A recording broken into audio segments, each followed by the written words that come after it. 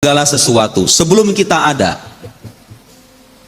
Iman kepada takdir itu, Bapak Ibu sekalian, maknanya kita itu harus percaya bahwa Allah Subhanahu wa Ta'ala itu mengetahui segala sesuatu sebelum sesuatu itu ada. Dan dalam saat yang sama kita harus percaya bahwa sesuatu yang terjadi itu berdasarkan atau sesuai dengan apa yang sudah diketahui oleh Allah Subhanahu wa Ta'ala. Contoh sederhana.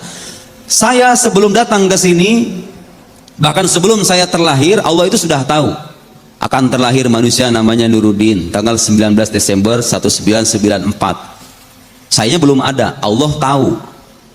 Nah, sekarang kita akan masuk ke istilah yang sering kita gunakan dalam percakapan sehari, qada dan qadar. Qada itu artinya pengetahuan Allah terkait segala sesuatu di masa yang akan datang. Dulu itu alam ini nggak ada, tapi sebelum alam ini ada, sebelum Bapak ada, sebelum saya ada, Allah sudah mengetahui apapun. Dan semua yang terjadi sekarang, di kemudian hari, dan seterusnya sampai hari kiamat, sudah tercatat di Lauhul Mahfuz. Nah, itu namanya qada. Manakala terjadi, Allah tahu saya akan datang tanggal 17 Agustus jam 5:30 saya akan mengadakan pengajian di sini. Terjadi perbuatan ini, itu namanya qadar. Itu namanya qadar. Orang Indonesia nyebutnya takdir. Gitu ya. Jadi iman kepada, ada ulama yang mengatakan sebaliknya. Pengetahuan Allah itu namanya qadar. Kemudian terjadinya sesuatu berdasarkan pengetahuan Allah itu namanya qada. Sama aja maksudnya. Jadi iman kepada takdir, iman kepada qada dan qadar itu Bapak Ibu sekalian artinya iman atau percaya bahwa Allah itu sudah mengetahui segala sesuatu baik ataupun buruk. Jadi jangan salah.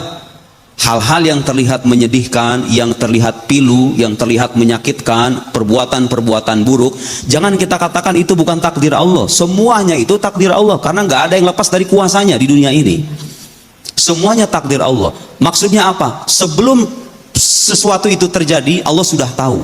Nah, pengetahuan Allah itu namanya qadar atau qada kalau mau dibalik, itu namanya qadar. Manakala sesuatu itu terjadi di alam nyata sesuai dengan apa yang diketahui oleh Allah, maka itu namanya qada. Bisa dipahami ya?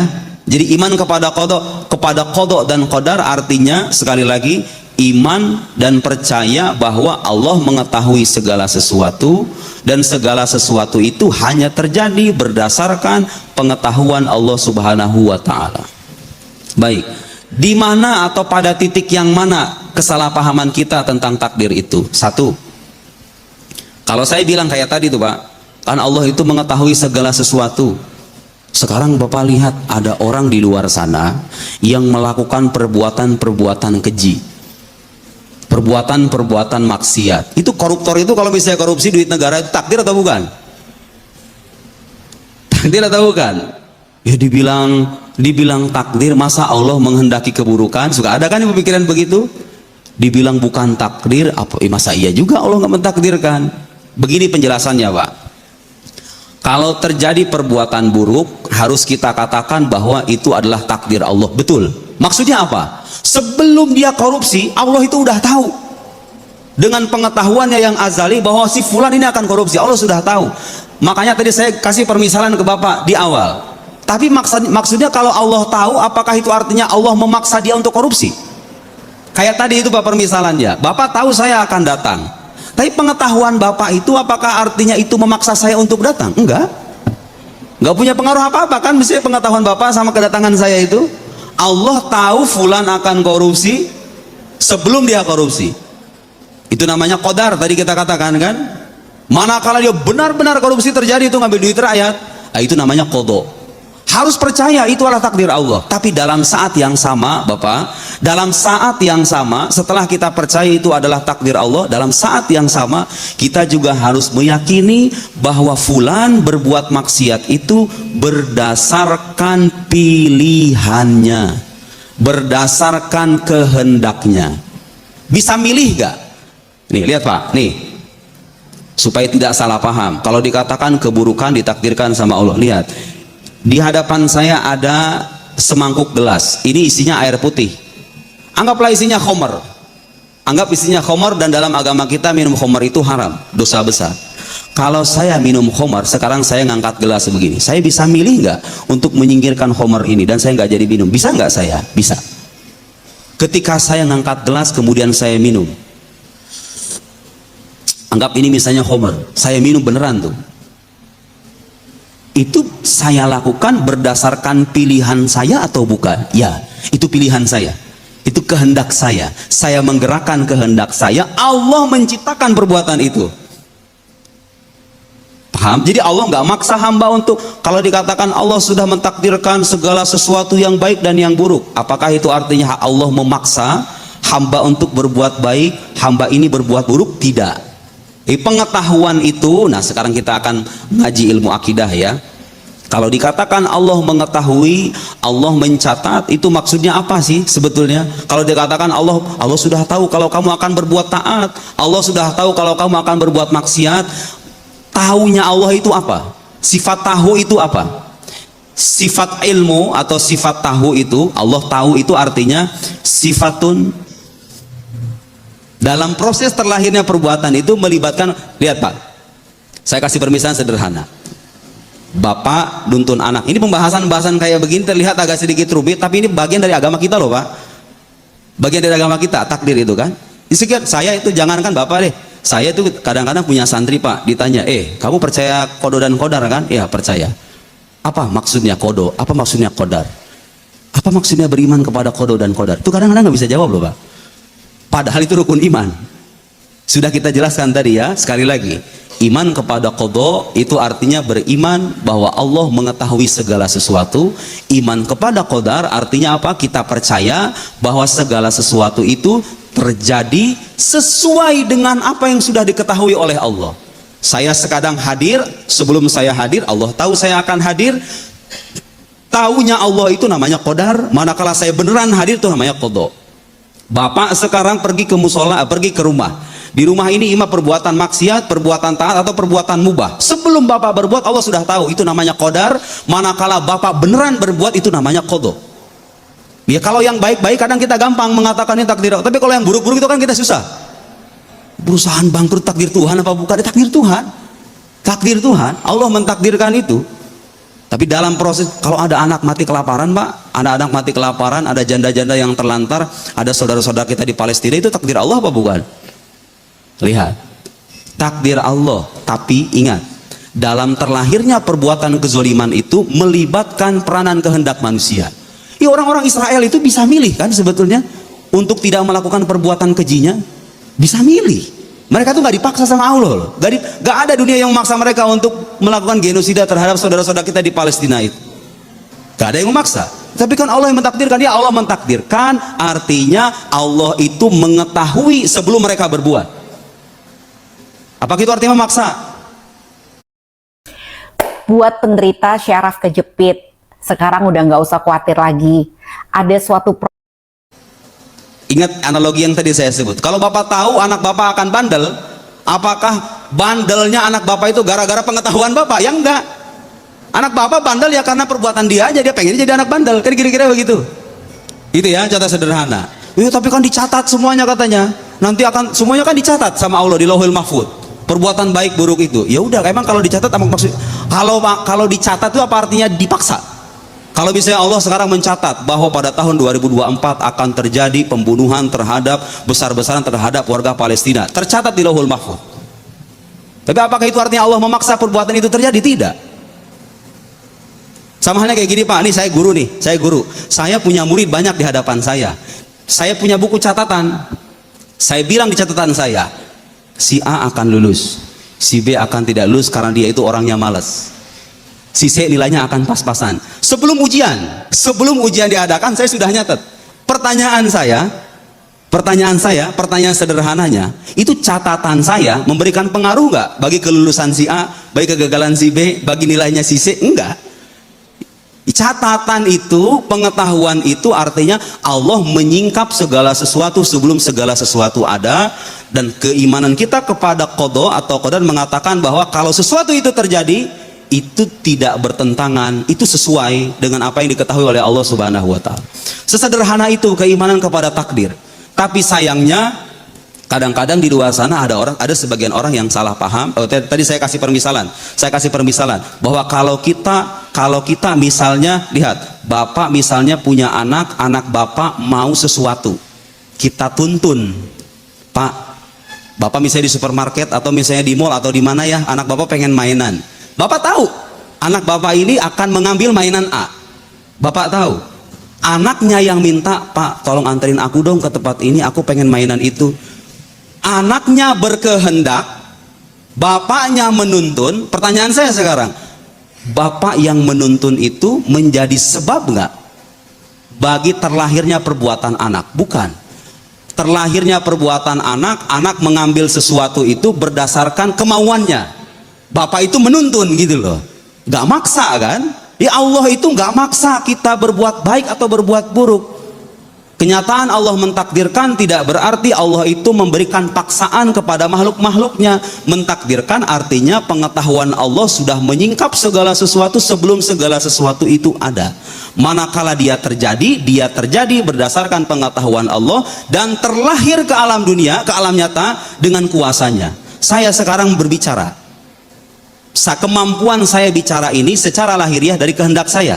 Saya pengen datang ke masjid ini, kemudian saya menggerakkan kemampuan saya, lahirlah pengajian ini. Pada hakikatnya Allah dengan kuasanya yang menciptakan perbuatan ini. Jadi kalau ditanya, kita sekarang ngaji takdir Allah atau bukan? Takdir Allah.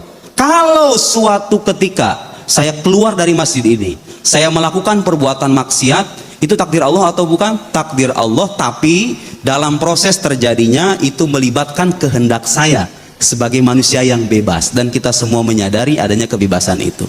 Saya kira itu penjelasan yang paling pokok tentang takdir dan hal-hal yang kerap disalahpahami. Selebihnya saya memberikan kesempatan tanya jawab supaya saya tahu apa pertanyaan-pertanyaan Bapak terkait masalah ini yang belum saya jelaskan.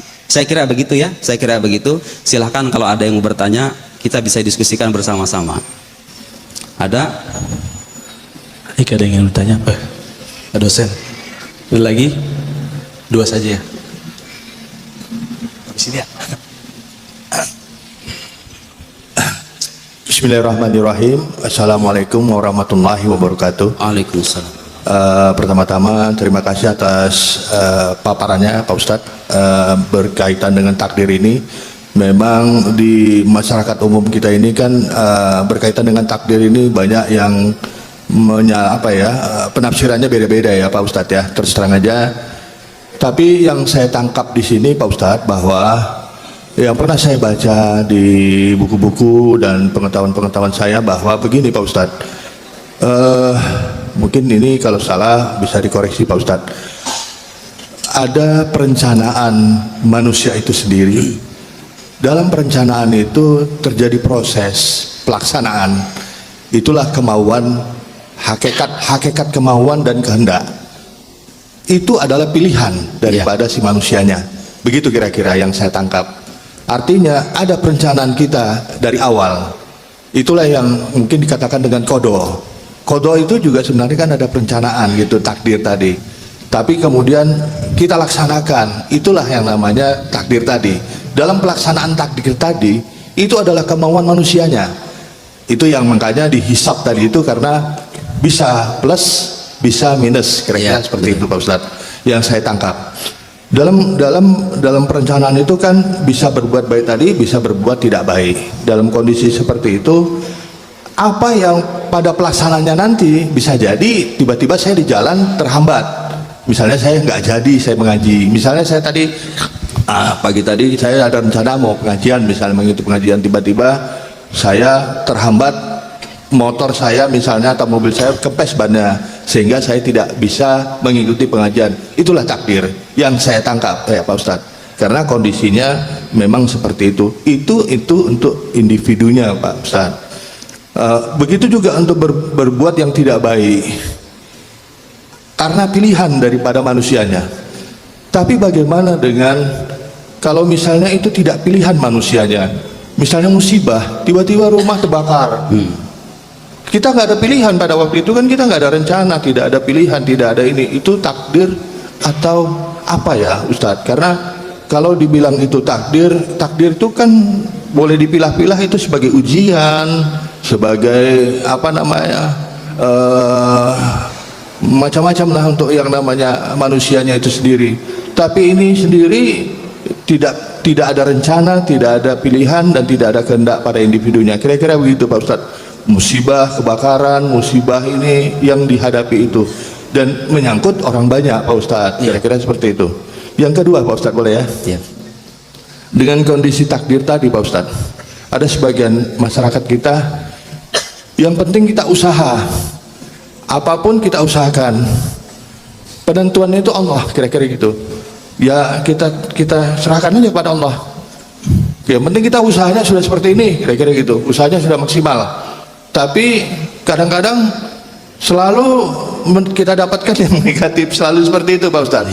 Apakah usaha-usaha tadi itu, ya kadang-kadang introspeksi juga Pak Ustadz, ada yang salah atau ada yang kurang, ada yang apa, tapi selalu tidak berkenan. Apalagi katanya kalau takdir itu kan, kalau kita bacakan doa atau apa, hajat atau bagaimana, itu kan selalu takdir bisa berubah, kira-kira begitu Pak Ustadz. Mungkin itu yang bisa saya tanyakan Pak Ustadz. Wabillahi taufiq wal hidayah. Assalamualaikum warahmatullahi wabarakatuh. Waalaikumsalam warahmatullahi wabarakatuh. Saya jawab Pak ya. Nanti saya satu-satu dijawab. Pertama, kalau ada sesuatu yang terjadi di luar kemauan kita, takdir atau bukan? Kita pertanyaannya, Pak, sebelum Bapak terlahir sebagai orang Cipondo, saya orang Sukabumi, ada orang Jakarta, itu sebenarnya Bapak terlahir sebagai Muslim kan? Sebelum Bapak terlahir sebagai, Bapak milih nggak jadi Muslim waktu lahir? Request nggak sama Bapak Ibu gitu waktu di perut itu, tolong kalau lahir jadi sebagai Muslim? Enggak. Kita nggak milih sebagai orang Cipondo, kita nggak milih sebagai Muslim, kita nggak milih sebagai orang miskin, kita nggak milih sebagai orang kaya, kita nggak milih itu semua. Ada bawaan-bawaan yang nggak bisa kita pilih sejak awal, tapi Allah kasih. Takdir atau bukan? Iya.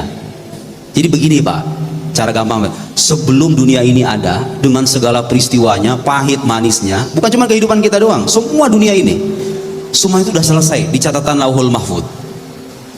Dunia itu akan terlahir, kemudian akan terjadi, semuanya sudah terekam. Itu ya. Yang terlahir baik itu dengan kehendak kita ataupun di luar kehendak kita, Allah sudah mengetahui itu dan mencatat itu di Lauhul Mahfud. Wa indahu mafatihul ghaibi la ya'lamuha illahu wa ya'lamu ma fil barri wal bahr. Allah itu tahu yang di darat, yang di laut. Apa yang dikatakan Allah Pak? Wa ma tasqutu min waraqatin illa ya'lamuha. Tidaklah daun, Bapak tahu daun kecil-kecil itu yang jatuh di bawah pohon, kecuali Allah tahu itu. Sebelum daun itu jatuh, Allah sudah tahu bahwa dia akan jatuh pada waktu sekian di tempat ini dan seterusnya. Allah sudah tahu. Wa ma tasqutu min waraqatin illa ya'lamuha wala habbatin, biji-bijian fi dhulumatil ardi wala ratbin wala yabisin, yang kering yang basah, Allah sudah tahu semua. Illa fi kitabim mubin, kecuali semuanya sudah tercatat di kitab yang jelas. Kitabnya maksudnya kitab Lauhul Mahfud itu yang mencatat segala sesuatu yang kelak akan terjadi di alam semesta ini. Apapun itu, semuanya tidak lepas dari takdir Allah. Itu ya, satu. Kenapa emang harus begitu? Ya, karena Allah punya kekuasaan yang mutlak. Bapak kalau mengatakan, oh ini takdir Allah nih, ini bukan, tahu nggak konsekuensinya apa Pak? Kalau Bapak mengatakan ini takdir Allah, ini bukan, artinya Tuhan Bapak itu kekuasaannya terbatas dong, nggak mutlak, nggak universal gitu loh. Dia menguasai A tapi nggak menguasai B. Dia menghendaki ini tapi nggak menghendaki ini, berarti kehendaknya nggak mutlak dong waktu itu. Sementara Tuhan itu harus punya kehendak, kekuasaan dan pengetahuan yang bersifat mutlak. Jadi nggak bisa ada satupun kejadian di alam semesta ini yang boleh kita katakan ini bukan takdir Allah. Semuanya takdir Allah, baik ataupun buruk, dikehendaki ataupun tidak. Tapi ingat bahwa kenyataan Allah mentakdirkan tidak menafikan pertanggungjawaban, karena di balik semua yang terjadi ini, terutama yang melibatkan kita nih manusia nih, ada peranan kehendak manusia, ada peranan kemauan untuk berbuat, ada kemauan untuk bertindak. Nah, manakala itu ada, maka Allah nanti akan menghisab. Allah nanti akan menghisab. 3 tanda anak Anda memiliki kemampuan pemrograman. Pertama, anak terus-menerus main. Orang membunuh, orang mencuri, orang berzina, orang korupsi, orang maling, orang sholat, bersedekah. Bapak sendiri sekarang hadir ke majelis taklim kan bisa milih sebetulnya. Ya bisa tidur di kamar nyaman, di di ruangan ber-AC, bisa hadir ke majelis taklim dengan pusing-pusing ngejelasin beginian, ya kan? Semuanya bisa memilih. Itu semua takdir Allah. Jadi yang dikehendaki atau tidak dikehendaki itu takdir Allah. Kemudian pertanyaan kedua tadi. Pertanyaan keduanya tadi apa tadi, Pak? Lupa saya tadi. Pertanyaan keduanya apa tadi, Pak? Pertanyaan keduanya apa tadi? Mengenai perencanaan. Tadi perencanaan. Oh iya ya, perencanaan ada kalanya sesuai dengan apa yang kita mau, ada kalanya tidak. Ya sama. Dan begini Pak. Fakta bahwa terkadang kita merencanakan sesuatu kemudian tidak terjadi. Itu terjadi kan? Jangan Bapak suka nonton bola kan? Itu ada loh Pak, pemain-pemain yang on goal itu. Gol bunuh diri itu bukan dia yang mau loh. Tapi itu terjadi kan? Itu banyak hal di dunia ini tidak dikehendaki manusia tapi terjadi. Itu menunjukkan apa Pak? Menunjukkan bahwa di atas kehendak kita ada kehendak lain yang maha mutlak. Itu sebagai bukti bahwa kita itu gak bisa mengendalikan sepenuhnya roda kehidupan ini. Ada kalanya sesuatu itu kita inginkan begini, ternyata belok ke kanan, tidak sesuai dengan apa yang kita rencanakan. Itu Allah takdirkan, dan kita harus meyakini pada saat yang sama bahwa apa yang Allah takdirkan itu baik untuk kita. Hanya saja kadang-kadang seperti yang tadi saya ceritakan itu, ada kalanya kebaikan itu ditunda rahasianya, penyingkapannya. Kita nggak tahu sekarang, 2 tahun, 3 tahun, 4 tahun kemudian, ya salam, alhamdulillahirabbil alamin, dulu ditakdirkan begini. Coba kalau dulu aku minta, Allah mengabulkan sesuai dengan yang aku minta itu. Kayaknya beda deh cerita kan gitu. Banyak orang mengalami hal semacam itu di dunianya Pak. Dulunya saya pengen A, Allah kasih yang B. Dulunya saya merespon itu dengan rasa sedih, di kemudian hari setelah Allah singkapkan, ini kemaslahatan untuk kamu. Kenapa dulu aku takdirkan yang begini? Itu hikmah dibalik. Itulah alasan kenapa seperti yang tadi saya katakan Pak, percaya kepada takdir itu bagian dari kunci kebahagiaan kita menjalani hidup di dunia ini. Kalau orang nggak percaya takdir Pak, lihat Bapak kalau lihat fenomena orang bunuh diri, orang kabur dari rumah, orang mengasingkan diri, memilih hidup di jalanan dan seterusnya, itu rata-rata orang-orang yang dalam hatinya penuh dengan keluhan. Orang-orang yang stres itu rata-rata orang-orang yang keimanannya kepada takdir itu tipis. Beda apa? Antara orang percaya kepada takdir dengan menghayati takdir itu sendiri. Kita semua tahu Pak ya, bahwa Allah itu maha kaya, Allah itu maha pemberi rezeki. Tapi sekian banyak orang beriman di luar sana, tahu Allah maha kaya, Allah maha beri rezeki, masih takut kelaparan. Ada nggak? Ada. Itu sebagai bukti bahwa apa yang kita yakini itu kadang nggak kita hayati gitu loh. Kita tahu Allah mentakdirkan segala sesuatu sebelum sesuatu itu terjadi, kita tahu itu.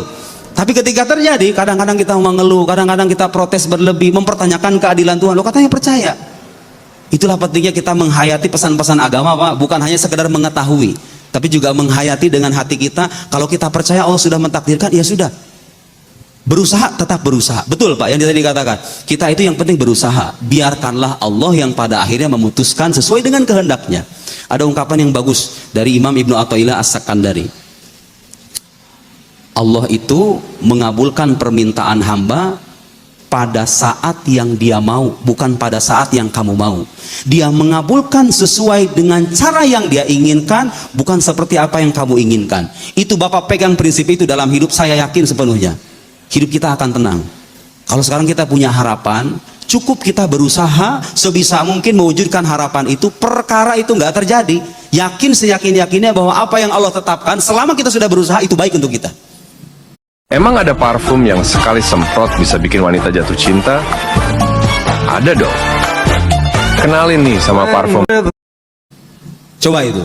Orang beriman kalau punya prinsip semacam itu, dia tidak akan ngoyo dalam hidupnya itu. Tidak akan stres, tidak akan frustrasi, karena dia percaya bahwa Tuhan itu mentakdirkan untuk saya sesuatu yang baik untuk saya. Ada hadis, guru saya pernah mengutip hadis begini bunyinya.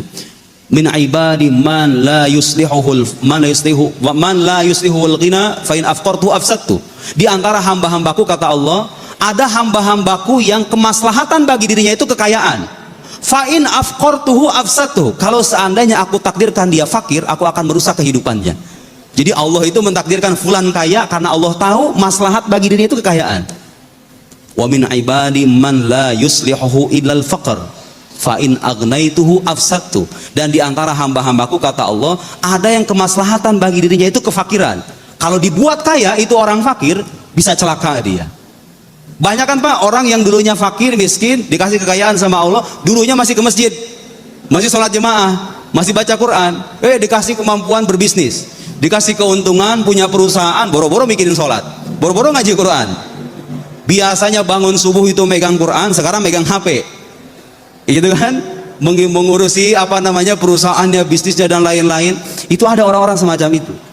Makanya kalau kita berharap sama Allah, jangan pernah sekali-kali menanamkan perasaan bahwa yang kita harapkan itu pasti baik, belum tentu.